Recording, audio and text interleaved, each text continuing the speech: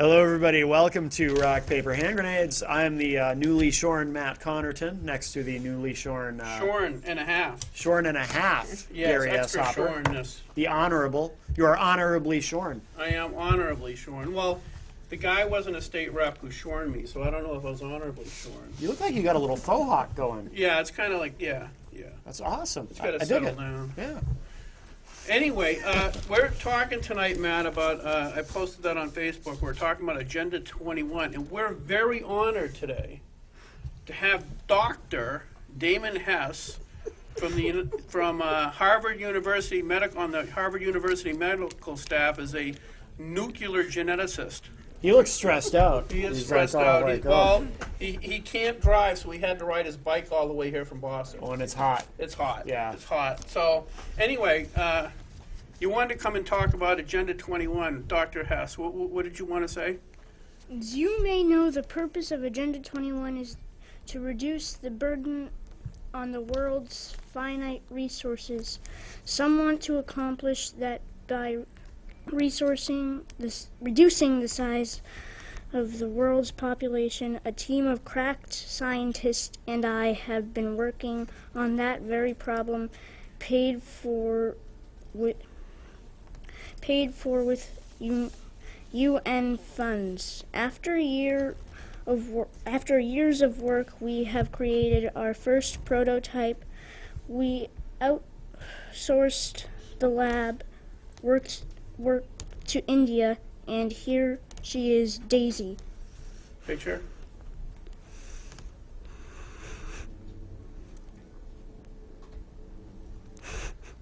Now continue, Dr. Hess. Because of her small size, she will use only 10% of the resources that a normal-sized human would require, and therefore we have taken the first step to solving most of the world's problems. Well, thank you, Dr. Hess. Now, doesn't that pose a problem with house cats? When the people are smaller than the average house cat, what are the cats going to do?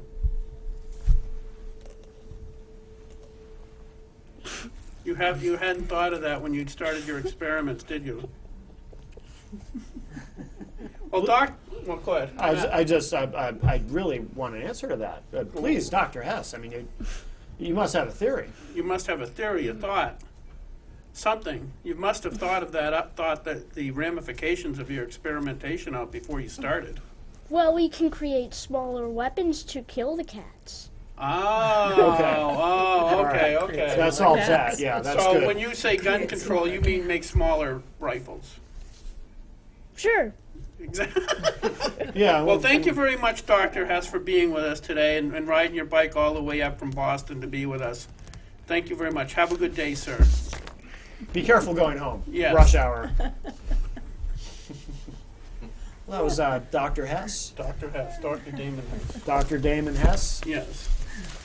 So that's how you reduce. All you have to do is reduce the world's population in size, not number. Right. You know. So That makes sense. Dr. Hess Right. himself is quite small, so Yes. he should know. Well, I think that's part of the problem. Is what he's trying to do is make everybody shorter than him. Right. Yes. So there's ulterior motives. They might be trying to fit into Bloomberg's new units in New York City, the ones that are 600 square feet or even smaller. Oh, yeah, than but with the Bloomberg thing, you can actually fit, a lot more people in those units if they're only, a foot and a half tall. Right, that's where his units become more viable, right? Yes, yeah. Instead of the smallest one is only 100 square feet, so just think how many that could hold. That's right. Anyway, you're going to have to be a lot closer to the microphone. You guys are going to have to share. A lot of midgets. So, you want to introduce our guest, or you want me to do it? Well, I'll do it. Okay. So, Representative Ann Cartwright, Representative Lori Pettengill, and Pat Murphy. You can figure out which one Pat Murphy is. Patrick, it's me, Patrick. Patty boy. Patty Murphy. You're from New Boston. Yes, originally from Manchester. Oh, okay. So anyway, I'm going to let you guys basically talk. I think actually Dr. Hess's analogy of Agenda 21 is pretty much on spot. The whole purpose is they believe that the resources we have are so finite that they have to control the population and how it uses resources over time to get rid of quote-unquote carbon footprints and everything else. You're accurate in that if you look at this article from the Canadian Free Press on Rio Plus 20 Earth Summit will tie population into green knots. At the bottom of it, it talks about this policy of sustainable development, land use, education, population control and reduction, made nature and its protection the central principle for all member nations. The 65-page socialist document released from the Conference on Human Settlements in 1976 declared private land ownership and wealth as primary reasons for social injustice. Its recommendations that were later incorporated into UN Agenda 21 are redistribution of population according to resources, government control of land use in order to achieve equitable distribution of resources, and land use control through zoning. Okay, so fundamentally, that's now who published this, please? This was published in the Canadian Free Press by Canada Free Press, rather. Dr. Ileana Ileana Johnson Powell. Powell. She's incredible. She writes Right. incredible articles. She Is she is pro or from con? Romania. She's from Romania, and she's lived communism. And I'll tell you, She's when against. you read her, you can go on to Canada Free Press and hit archives and look up any of Dr. Ileana's articles, and they're just so relevant with what's going on right now. And she, you know, she's lived the nightmare of communism, and she understands exactly what's going on with all the rules and regulations and the steps that are being taken in the name of sustainability. It's a very, very good writer, very good writer. I've tried to get her to come back east here, and she says she'd be happy to. It's just she would need the flight paid for, but maybe someday we can, because she's remarkable. But Yeah, there's a lot of stuff, information like that you'd love, but there's most people working on this are all working, like you guys are all working free of charge. So right, it's true. It's It's a large project to comprehend. It's like an onion with layers that you peel back by the size of a medicine ball that was developed over decades with countless people, a lot of money, a lot of thought. It's really it's extraordinary the way this thing is set up. So it's whoever put it together, they really did a lot of work. There's no question. Well, I'd like to just give people a little bit of background that how did we end up with this in the United States? Well, it's the first President Bush signed an agreement at the in Rio de Janeiro at the Earth Summit in 1992. And in 1993, President Clinton implemented it through Sustainable America. So that it's been, for 20 years, it's been in the process of implementation already in this country. through stealth. Through stealth. Yeah. right. It's not an open discussion. So why aren't we for sustainable? Everyone loves sustainable. But sustainable to us means the ability to maintain our forests and our forestry and our agricultural farmers and all of that. But if you were to read the full version of the Global Biodiversity Assessment, you would find that they define sustainable by describing what is unsustainable. And what they describe as unsustainable are, of just a few, and on the pages, I can tell you the pages they're on. The are farmlands and rangelands on page 733 of the book. Wait. Farmlands and rangelands are unsustainable. That's correct. So farmland, the one thing we use to feed the population, is unsustainable. So therefore, what do they propose? And That's not good news. no, that doesn't- Also, modern hunting is unsustainable. yeah, it is. You just don't shoot that many. Well, that's, I'm telling you what they're describing. They describe on those different pages. Agriculture is unsustainable as described on page 728. Paved and tarred roads are unsustainable as described on page 730. Oh, you've driven in Massachusetts. And the key, And the key in two places, the final, the one I always put last, two pages, page 767 and page 782 describe that private property is unsustainable. Huh. So I've that's been to my house, too. So that is what is being implemented through the different departments federally through But you know, Sustainable America. it goes back farther. It actually goes back to the end of World War II. You could go back even farther than that, but around 46, there's a group called the International Union for the Conservation of Nature. They're the primary movers in this. Oh, And, really? oh, yeah. And Now, they- where were they based out of? I'm not sure. I would think probably Geneva, Europe, mostly Yeah. socialists, some communists, etc. But they are the writers of most of these treaties, and a lot of treaties that you're looking at right now, like International Criminal Court, all of these things, the Law of the Sea, all these crazy things that are wound right up, like the sort of Damocles hanging over everybody's head right now. So, but Now, are these the same people that told us back in the 70s that as at the rate of the population growth, Paul Ehrlich, yeah. people would be starving to death by the year 2000? Yeah, that's Paul Ehrlich with the population bomb, and he said there'd have to be a horrible transformation, and no matter what, people would have to go through it. That's similar to what you hear with Al Gore, but he definitely is one of them and tied in with this. But there's so many of them. It's there are hundreds and hundreds of non-governmental groups involved with the United Nations in this whole process. But one of the groups, one of the funding mechanisms is the Ford Foundation. It's a series of these, but they have so much money that's gone into so many of these groups that's where a lot of this impetus comes from.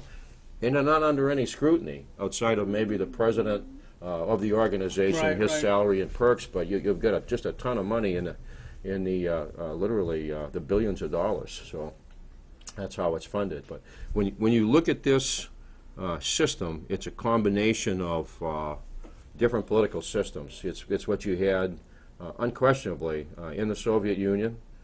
It's what you had in Mussolini, corporate type system, fascism, and it's you could also say it's a techno centric type system with modern technology being used to surveil people and control things.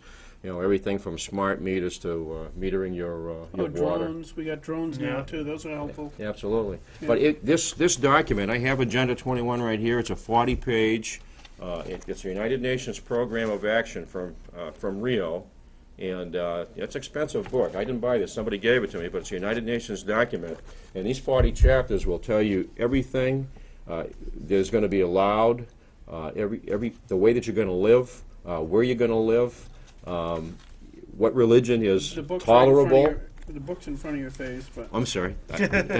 What religions are tolerable? What ones are not acceptable? It's that document is primarily, more than anything, a Leninist document. right. When you look at it, the thing that stands out very starkly is that it divides areas into regions. Right. And what you have in each region is you have a series of councils, and you have an apex council at the top. And what happens is the information comes from that apex council, and it comes down to compliant individuals in the lower councils. And essentially what that is, in Russian history, we called that a Soviet. That's what that is. Right. When you think about the Russian Revolution, you had workers' councils. Those were Soviets. These people thought they had a great deal of a future, and things are going to happen, and everything changed, and they simply became manipulated. Well, that's what that does. That's a Russian system, and it's designed to inventory everything in that area, look at all the material, look at the human beings, and it's designed to stifle any type of resistance to the system. So it's a frightening thing. So is the plan for this to be implemented in every country? This is worldwide right now. I think it's Yeah. probably about 187 countries. Yeah. So it'd be the similar. I mean, obviously every country would be different, but the basic premise is the same for everybody. The basic is, It yeah. is. what's happening in the other countries, you do have, of course, the United Nations is mostly dictatorships. We've known that, always has been. What's happening is you have dictators that are a little bit reluctant to get involved, but then you have that a great amount of money offered to them. Carrots. It's able to keep them in power. Now, So they're- you said something, because I've been noticing that dictators around the world have been overthrown recently. And I'm wondering if that's all part and parcel of the same thing. In other words, you had Gaddafi, who had actually been compliant all right, with most of what we asked him to do. right. True. And all of a sudden, the Muslim Brotherhood and a few others, boom, he's gone. Right. Well, saw- you understand that, I'm wondering if there's some dealing going beyond, say, look, we'll help you overthrow Gaddafi or who's he? Mubarak. Mubarak. Yeah. And you play ball with us, and Yeah. we'll stay out of it. Gaddafi, I'd like to point out that his country, Libya, was fairly well off. And his country sits on the biggest aquifer in Africa. Really? Yes, it does. It does. And so there was that also. That's Not only very- that, Maurice Strong, who is the crafter, along with Mikhail Gorbachev, for the Earth Charter, which is the Bible for Agenda 21. Right. When he began his, initially, as a youngster, he got a hold of a huge aquifer somewhere on private property. He was a very, very sharp guy, and his whole idea was to control all the water to the western part of the United States, a massive aquifer somewhere in the Midwest. So there's a possibility that what you say in Libya, perhaps. I would say a key thing to notice about the Libyan thing was the way the United States was engaged in that, and the fact that our Congress doesn't have a lot of oversight now. It's almost like something's done and they report back to the Congress. Right. I remember the Executive order, right. Yeah. you know, executive order, or if Yeah, you we don't declare war anymore. We just Yeah. We haven't for decades, do really. or do not fund it, Right. which Exactly. is a cowardly thing. But that's a subject for another day. Right, that's Yeah. a separate issue. That's true. I'd like to show this map, which, there Yeah, we I go. don't know how well they can see See that. it, but this map is part of the wildlands plan for the United States. All the red and yellow areas are little to no people, Right. and then you have a few green areas for normal use zones or cooperation. Oh, we're gonna get a close up Yeah, here. I think he's going to try to zoom in on that for you. Okay. Maybe a little bit of a glare, but Oh, that's perfect. That's good, really good. seeing a lot of yellow and red, not much green. No, there isn't much green, and the people are in the tiny black dots. Can you see the tiny black dots? They're tiny. They're tiny. So basically, in a place like New Hampshire, you'd have Nashua and maybe Manchester and Keene, Right, and Portsmouth. towards the coast. Well, towards and that's the about coast. it. And You'd have to- down, it will be, You'd if have- you were to go to the website, you. America 2050, it Yeah. shows the metropolitan areas that are going to be in the country where people are going to live. Right, And- and the Bloomberg 10 Right. square foot, we call them prison cells usually, but There's Yeah. one window in each of them. Well, they're a copy of what you find in Eastern Europe at the end of the Second World War.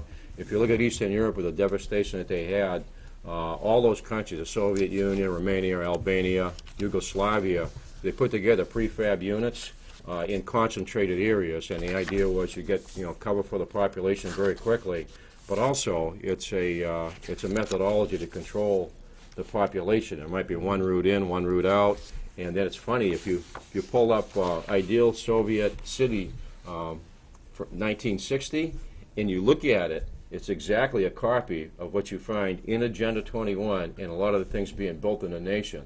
In terms of they're hostile to automobile traffic. There's not enough room. They have bike paths. They're multi-use, so that your laundry is right here, the daycare is right here in one building. The people are stacked together, and they're almost identical. The only difference I see is it's a greater degree in height with what they're building over here. So they're basically copying, what the Soviet Union did in Eastern Europe at the end of the Second World War. So fundamentally, what the rich and aimless want to do is have a workforce to make their stuff, and they can live out in the country. But the peasants, or what did Orwell call them, the plebes? It's a feudal system. Yeah. Right. Yeah, Maurice Strong has a spread of 65,000 acres in the Midwest. He's in China now. He was caught stealing money with oil for food scandal, so he's in a place that he probably likes. But yeah, they have a whole different view on who should have what. Seems like they're crafting a whole new ownership class. Right. And if you go back and you look at when this Agenda 21 was started with Clinton, at the same time there's a thing called the GAP. I'm not even sure what it stands for, but they mapped out all the property in the United States, and they listed anything that is valuable. For instance, if you go to Michigan, you have two very large copper deposits, and those are United Nations biospheres. So What? they're United Nations biospheres. There's 47 or so in the United States. United Nations biospheres? What is? Ann knows what they are. I hadn't heard She's that. on one. Well, I know that my property is in the Quabbin to Cardigan wildlife corridor. And so, Quabbin, like Quabbin Reservoir in in Massachusetts, yes, Yes, but you live up north of Keene. right. And Cardigan's further north than that. Right. And also, I'm also part of the watershed. Show me your sheet on that. Right, No, your, This- oh, yeah, this your one. Quabbin, yeah. Quabbin to Cardigan. Yeah, This they're is- not going to be able to see it. But it's- You're on my Facebook, and you can get on Rock Paper Hand Grenades Facebook page. You can post any link you want later on. Right, you can post that one, because I don't even know where she got that one. Okay. Yeah. But yeah, so you're on. Also, the Connecticut River has been named the first blueway in the United States. A Blue Way. A blueway. And so they want to preserve all of the Connecticut River from the source to the sea, and also all of its watershed. 400 miles. 7.2 What, million what are acres. the ramifications of that? That sounds You see the oppressive. red and yellow? Yeah. Do you see the red and yellow? Yeah. Okay. Little to no people. Little to no Yeah. people. Okay. Do we? How much do we know about a timeline? I mean, is it in there, or does it? I don't think it shows a timeline, but it's a long process. But it certainly has accelerated because people are getting wind of this. And Yeah. as of today, I think there's probably about 76 cities or so in the United States that have thrown out UN Agenda 21, which is usually in with an organization called ICLEI. And, So yeah, 76 right. cities and towns have. Yeah, I think we had Hal Shurtleff on 2 months ago. This is a while ago. Yeah, Yeah. I remember him talking about Ickley. Yeah, and he said like Nashua's part of ICLEI, and there's another city I think in New Hampshire that's There's part. four that are listed on their website, the ICLEI website, members' website. They are Nashua, Wolfboro, Portsmouth, and Keene, which is Okay. near where I am. So they're all members of ICLEI already, and so Right. they're getting funds to start working on this controlled growth. No, and- they pay. They pay to be sustainability pay. members. Yes. They Oh. pay. The cities But pay. they- And then they try and do projects to look, to be in good standing with But the don't they UN. get grants and stuff from ICLEI to justify No, from the federal government. from the federal Or government? the state, and what happens is, the state, for instance, would have a green project, then a particular builder, if they were certified, they would be able to bid on that project. So it's a public-private partnership. Only certain corporations fit the mold. You mentioned the Blue Way. They have some 40 companies that are involved in that as public-private partnerships. That's why we mentioned earlier, it's like corporatism or fascism under Mussolini. You take winners in industry, and these guys move ahead. So what that means is, if they want to get a permit, they're in the front of the line. They're allowed to bid or to get contracts, and somebody that's not in the loop can't. They don't have the same liability in construction. There's a whole series of benefits for these guys. It's like a club. So I know one of the first votes. I think there was I forget. I thought I was the only one who voted against it. I think there was like 15 of us. You know how the votes are in Concord, ladies. And my first term, I believe it was my first term in 2001 or 2, Gene Chandler, Speaker of the House. They wanted to buy a huge chunk of property from the paper companies up north. So they got federal money and state money so that it couldn't be built on. Okay, so but it would be preserved, quote unquote, for hunting. I think that's the Connecticut Lakes. So The it's Connecticut Lakes, yeah. Yeah. Near that We area. also bought a ton of dams. Yeah, and so they wanted to buy all this land, and it was the speaker's baby, so everybody voted for it except me and about 10 or 12 other people. Mm-hmm. And it was because I was on the way to the legislature, and I found and I realized or found out, I forget when, that the state and federal government already owned 25% of the land mass of New Hampshire. If it's 100%, that's communism. Right. 25% means we're a quarter of the way there. Yeah. There are sort of- Lori has more information. Well, we So just, is it stuff like that where they say, "Oh, we're preserving the Right. natural Absolutely. beauty"? Right. I'm And then surprised. there's this buyout crap. and they buy things out. Yeah, I just had stumbled across this article. I don't know what the date on this is actually, but it's just happened. In Errol, about 80 people crowded into the Errol Town Hall Saturday to voice their concerns about the expansion of the Lake Umbagog National Wildlife Refuge and the distress at the higher taxes they see as a result of the refuge purchases. And, you know, they had everybody up there. I mean, Ray Burton, the executive counselor, was the host of the meeting. But Ann spoke with Bob Lord of Errol, who asked for the meeting because they, you know, they're just seeing their land just being bought up by the By federal chunks, government around them. in huge And chunks. they're saying, wait a second here, you know, aren't we with a federal government that has no money right now? So basically, you know, we're buying this land and, you They're know, depleting their tax base. The Right. town will find it difficult eventually to exist because their tax base is being depleted. Then it'll be like what happened in Utah. Utah is suing the federal government because in the canyon lands, there were people, mainly federal land, and then the roads, and there were a few people who still owned property in that area.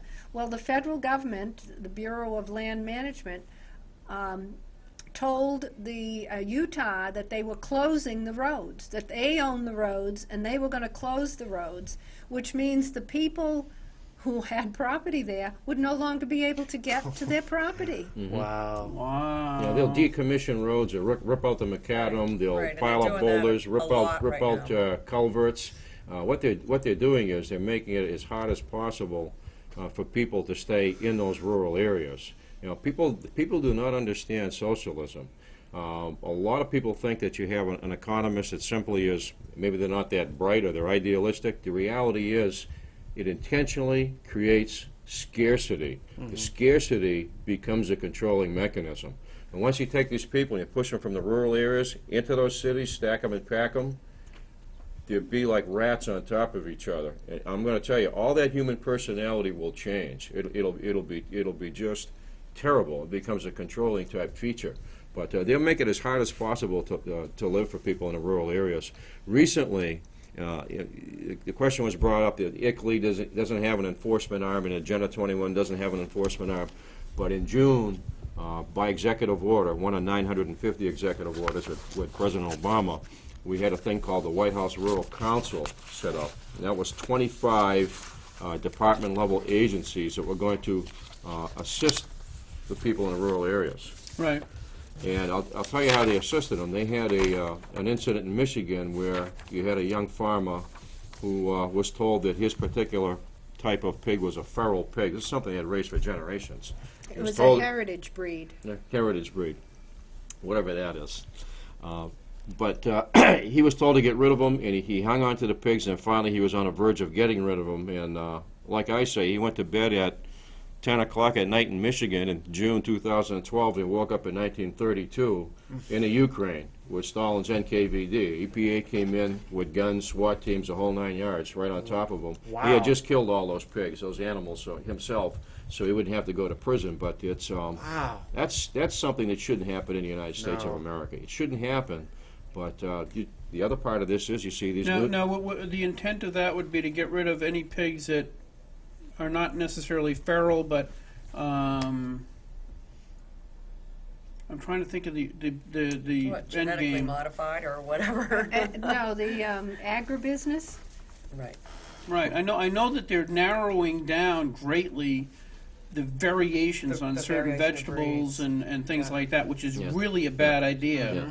I mean, well, you're Irish. Remember the potato Potato the famine. potato Yeah. famine was because they were growing one type of potato, and when I think it was a fungus Yeah. came through, it wiped out that type Yeah. of potato. I did a paper on that when I was a kid. It was Oh, really? Phytophthora infestans is the name of the fungus. Okay.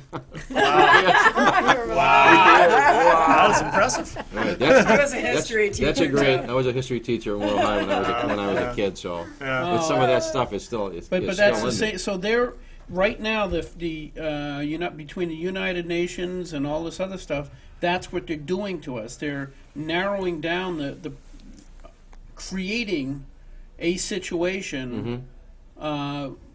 Almost it seems almost deliberately that will create a situation like the great the Irish famine. Well, we Yeah. can see what's happening right now in the Midwest with a horrendous drought Oh yeah. that has practically destroyed the entire corn crop. When you concentrate all of your agriculture in one area, then you're more susceptible if that area is hit by something like the drought Yeah. that they're having out there now. Yeah. So we really need to keep our agriculture here in New Hampshire, just as other states need to keep it also. Yeah. Yeah, and they're going after isolated individuals, it seems. Right. And if you look at what they do is they'll send out nuisance abatement teams. And here you've got, say an elderly couple living in, something that's, semi-run down, and suddenly they have to come up with, meet new EPA standards on energy efficiency, on glass and roof and insulation. You could wind up at $30,000, $40,000, $50,000 worth of cost. If they don't have that, they lose that property with Yeah, because no compensation. It's called amortization of non-conforming use. So it's what you're looking at. What you're looking at is, as far as I'm concerned, is the theft of property. well no, geez, I wish I didn't have drain damage. The federal government was already found to be going after certain energy sources like coal and places like that, and putting these unreal restrictions on them in order to put them out of business. I think in Pennsylvania. Well, President Obama, before he was elected, I heard his speech where he said that the coal companies were going to have to pay, you were going to have to pay a lot more for energy because they were going to put tremendous restrictions on the coal He industry. wanted $5 a gallon gasoline too when he Right. before he became president. He said you will necessarily pay more for your energy costs. Well, I Well, think what- Necessarily. Laurie needs to talk about the, Well, I can, yeah. Well, one of the reasons that we all started getting together and going out and Conspiring. speaking was because we have a partnership agreement that is going like wildfire around the state, and basically it's a Granite State Future, and a Granite State Future is basically it uses our councils, our what Regional regional planning councils Soviet. to basically frame and get through their sustainability initiatives and water initiatives and all kinds of different initiatives. But they do the basic funding for the HUD granting. And Nashua is the lead point contact with HUD on behalf of the program, Tell the people National what Regional HUD Planning is. Commission, and Housing and Urban Development. So basically, It's federal. it's any federal monies that So, program overview. The Sustainable Communities Initiative, SCI, is a federal partnership program between HUD, the DOT, and the APA. And it's being implemented all across America. And they might enable any one of these agencies to mandate changes to a town's local land use planning and zoning ordinances. And this is the Westchester County. Some of the terms of the SCI agreement appear to be eerily similar to what has happened in Westchester County, New York, which was unjustly sued and pressured into a $51.6 million settlement. And I think that's With HUD. because they refused to do some of the housing development in the areas that HUD wanted them to do them in. So I think It's that's really what- the federal government taking over your zoning and planning. And they've got enough lawyers on the payroll to just bankrupt a small town. Exactly. Right, right. Wow. Well, I know on the simpler things, and I think people must know about this, is the zoning has been working towards this for years. I know a guy who lives down the street from me. He had a lot of acreage that he had set aside, that he had bought, so that he could sell when the kids needed to go to college. And what they did is they changed the zoning so that you couldn't build a road to gain access to his property unless you had X number of feet of frontage. And basically, so he's got all this landlocked. It's landlocked. It's all landlocked. So he's out. He's paying taxes on something terrible. that he can't possibly use. That's terrible. Well, And it's happening all over the place. Portland, I mean, Oregon is a prime example of that. Portland, Oregon set a boundary where the only land that you were able to develop had to be within the Portland boundary they set. Anything else outside of that you were not allowed to develop. Well, what happened was it skyrocketed the cost of real estate within that area. And outside of it stayed at what a farmer usually would have to pay. So it was packing the people that, where they could be into the Portland area itself. So as there's more scarcity of land, the price of what's left goes up. There's more competition between these companies that do something with that land. You get more and more people aren't going to be successful because there's just not enough opportunity. Right. So you're creating, unemployment. You're Well, the creating thing is, if tensions. you're the one writing the laws, and you have connections, the fact of the matter is, the very rich and aimless will have access to that information and know what land is going to go up before it is legally required to. Yeah, that happened overnight when they made that ruling. Yeah, and I'm sure if you check the records, you'll find that there was a lot of land purchased in the year By previous. design, Yeah, right, I- it's by design. Yes. Well, what was curious about this whole thing is when Agenda 21 was implemented, you saw, with Clinton, you saw the wall of separation between the commercial banks that we use and the big investment banks. That protection that was there since the late 30s was taken down. Yes. And then you saw all of this, of course, gambling on properties and these huge bubbles being built. Community It's Reinvestment odd Act. that that happened in the same time frame when all of this is going on. Now suddenly, you have commercial banks that they're afraid to lend anything to the average guy, even if he's got great credit, because they can't tell what's down the road. They're guaranteed so much from the Federal Reserve, at the Right, end of right. the year, 3% or whatever it is. Yet you have money coming in from the outside now, and the average guy, even with good credit, good businessman, it's difficult for him to get money. All of a sudden, these things are being grabbed. Yeah. So Yeah. a lot of us are looking at this like the whole thing smells like a dead mackerel in a plastic bag at Hampton and June. Well, remember, That's not a pleasant do you remember what happened to the Midwest farmers when they were encouraged to expand, the family farmers in the Midwest in the 1980s?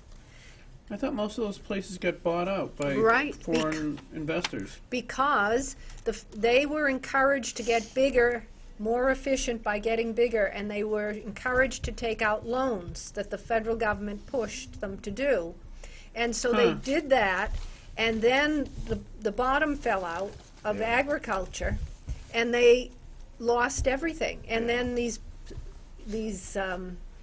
what would you call it when they come in and swoop in and Raiders. Dirtbags? yeah, they swooped in and bought the property cheap Yeah. It's just a and coincidence. made though. more. That's the agribusiness people. Yeah. Yeah, it's just, Well, you know. didn't they say that Saros, along the Mississippi Delta, that they had a dam up at the very top of the Mississippi Delta, and Saros got the environmentalists to all make it so that the dam did a total spring-like runoff. So it mimicked what was before what happened before the dams were built, and the farmers have been there for years and years and years. And so now this spring runoff makes it so that the farmer's land was useless because it was They got flooded. planned. And then he buys up all the land, and what'll he do? He'll make sure that it gets plugged again, you know. And it's just Wow. like it's a method to the madness of the multi-billionaires. You Yeah. know? Yeah, Central Valley, California now is like a dust bowl from the dams being ripped out, and I don't know if they took out Klamath Falls, but that's Talked been an about that. ongoing issue for years. If they take those dams out, naturally the water's going to drop, and all those Yeah. wells that the farmers use, they're no good. They're saying it's for pollution reasons, and the farmers have done 100 different studies at immense cost and showed that everything they do is absolutely sanitary and clean. So Yeah. that's an ongoing battle. And the dams are. This Connecticut has got just a ton of dams. I don't know, hundreds of dams Connecticut has, but I'm 'Cause sure that's what they're fighting now. they're going to be nervous with the blueberries. I would guess. I know Right. Maine just got rid of a dam, or is getting rid of a dam. I think I read that it just got rid of We'll one. So. talk about that. This was an article that called Defend Rural America. It's a website, and it's about. It's very, very interesting. One guy, Jim Beers, is a wildlife and wetlands biologist. During his career, he worked for the Utah's Fish and Game, the U.S. Fish and Wildlife Service, and the U.S. Navy. He's spanning everywhere, and he explains the consequence of conservation. And one of the highlights is these properties are, in many cases, snapped up by conservancy groups for pennies on the dollar, then sold at jacked up prices to the federal government at a handsome profit. So there's a lot of reason to do this because, you know, you can make a lot of money. Yeah, like you with know, anything, follow the the result, money. what started out as an easement grows into the permanent and perpetual abolition of private property. And, you know, and this is, these people are, you know, they're in the business, the wildlife management business, the fish and game business, you know, and they're seeing what's happening. Yeah. So it's not like, you know, just these, Well, you do. A lot of people think you do have a ruling class, a caste, and if you look at the latest decision on health care, a lot of people were shocked by that, but I personally was not. You know, when you look at Agenda 21, you think back years ago, you had Kelo versus Connecticut case. Yeah, You remember, think- well, yeah, remember the. You think about Wait. You remember the? We tried. Me and a few of the guys and Ware and a lady. Right, Tried yes. to take Suter's house Yeah. after that decision Right, yes. and build a Right. hotel on it. Remember Anyway. the decision was you had Yes, you I had a remember. small owner. They had a corner property, and you had a large pharmaceutical company that wanted that particular property. Absolutely. So what they did was they went to the city and they said if we get that property, we can guarantee you more revenue. And so naturally, the person that owned the property said, I don't want to sell it, and they get great pressure on them, and they did get money for it, but it was went to the Supreme Court, and they said, sure, you can do that. You can take private property. The absolute violation of the central principle of the Constitution, which is based on John Locke's primary principle that government is instituted to protect private property primarily, almost solely. Yeah. Everything is based on private property. So Yeah, and I know. Everything All is. your Everything business, is. all your jobs, employment, which everyone in New Hampshire is concerned about, Yep. is all the result of private property. Right. this right here, when you look at Agenda 21, this thing right here is right out of the French Revolutionary experience, from Jean-Jacques Rousseau all the way through the Bolshevik Revolution. This particular Agenda 21 like Rousseau, will hold that everything bad comes from private property. It has to be eradicated and just controlled from the top. And that's what's happened, is that they're turning the whole country upside down. They're ripping out all the Lockean principles. And you can see it with the major institutions now saying they're not going to teach the Federalist Papers for a PhD in history or for a degree in law. In law. So they're Right. cutting off all of the knowledge of your foundation. If you look at the Supreme Court decisions, it was actually kind of ironic. Before the Kelo decision, I was talking to Representative Kirk when I was kind of learning the ropes. We're out, holding signs before the election. And I said, Souter's a pretty liberal judge, huh? And he says, well, he's liberal in this, he's conservative in the sense that he always uses previous cases. What do you call it? Use a previous case as your Right. Precedents. precedent. He Precedent, always right. uses precedent for anything he decides. And as a tool maker, I look at that like, I said, well, so incrementally, he has a reference point, but if your reference point is only incremental Right. and not absolute, which is the Constitution, All right. incrementally you can end up going in a complete circle and doing a complete 180, pretty quickly. And he says, well, yeah, I guess you could. And it was like a year or two after that he came down with the Kelo decision, and you had John Adams saying that the right of eminent domain is a tyrannical power, i.e., it's supposed to be limited, to Judge Souter saying, oh yeah, you can take that so a business can make a buck. That's the problem we have, is you have at least 4 justices now that believe in international law. That's why these major universities now are saying, we aren't going to bother with teaching the Federalist, is because what they're doing is they're setting themselves up as the great experts on international law. Right. They wouldn't be a piece of gum on James Madison's boot. No. The people we have in the Supreme Court and a lot of people in Congress, I think Washington, if he was to start a revolution, would be there. Hey, we've only got a few minutes left. We've got 5 minutes left. What I really want you guys to focus on for the last 5 minutes is what can people do? Where can they go for information?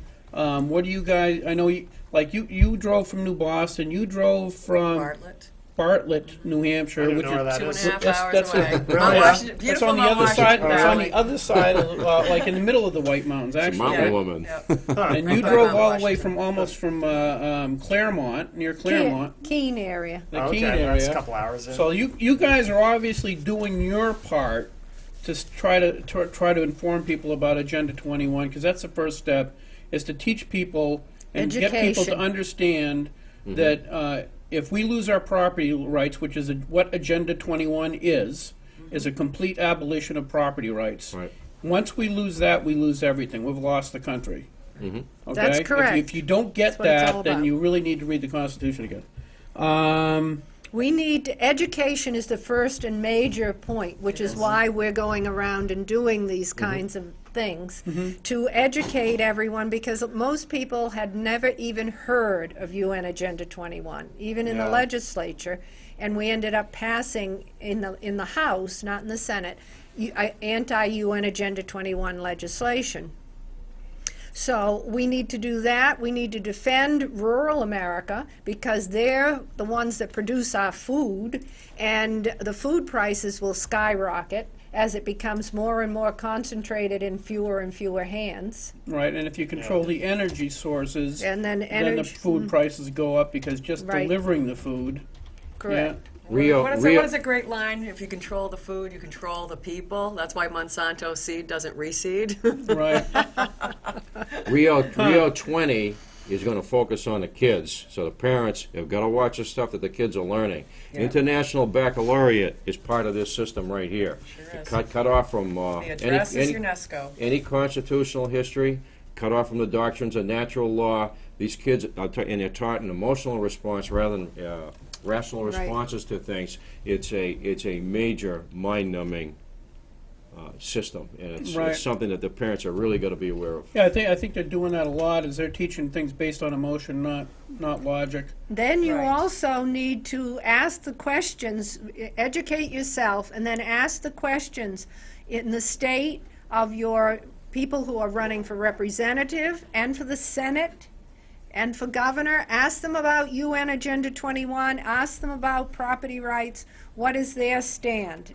You've got to bring it to the politicians also. Yeah. We were successful in the House. We need the Senate Yep. to really get on the ball, and we need to put pressure on the Senate to start to read this stuff, come up to speed, and do what we have to do to get ICLEI and to get any UN programs Out of New Hampshire. Right, right. Alabama did. I think, has Tennessee Yes. done it now? No, just Alabama passed was the first state to pass legislation We'll have to. that Okay, go ahead. Go ahead, against take it. UN Agenda Actually, you 21. got it. I don't know. Oh, maybe it's not for us. Probably for Norm. Is that for us or? Okay. Okay. All right. we Well, got- oh no, he hung up. All right. Well, that was- Oh, thanks, Steve. thanks, Steve. Nice talking to you. We're almost out of time anyway. Yeah, we're out of time anyway. Well, that says we- 5 minutes. That says 2 We, minutes. Yeah, we it's recently really had Rosa does. Corey, who wrote Behind Oh, the wait, Green wait, Mask. wait. Oh, no, we have to take this. We'll wrap this Okay. quick. Hello. Oh! Okay. I like that. Hello. Alrighty. All right. Well, whatever. Anyway, Steve. sorry. That's all right.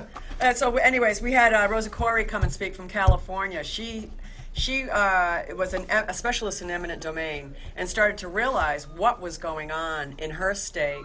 And she goes around and speaks, and she's phenomenal. And so, Behind the this- Green Mask, UN Agenda 21, a good book. Also, another good book is Plundered by Dr. Michael Kaufman. Yeah, And there you go. And he's from Maine. he's from Maine, right? He's a And, Maine boy. Well, let's try and again. it's a nonpartisan issue. We're gonna try one more We'll time. try one more time, then we gotta get going. Hello. Welcome to Rock Paper Hand Grenades. Hello? Yeah. Hello. Yeah, can you hear me? Yep. Yes. Yep. I don't know who's answering the phone, but they keep hanging up. I've called 2 times already.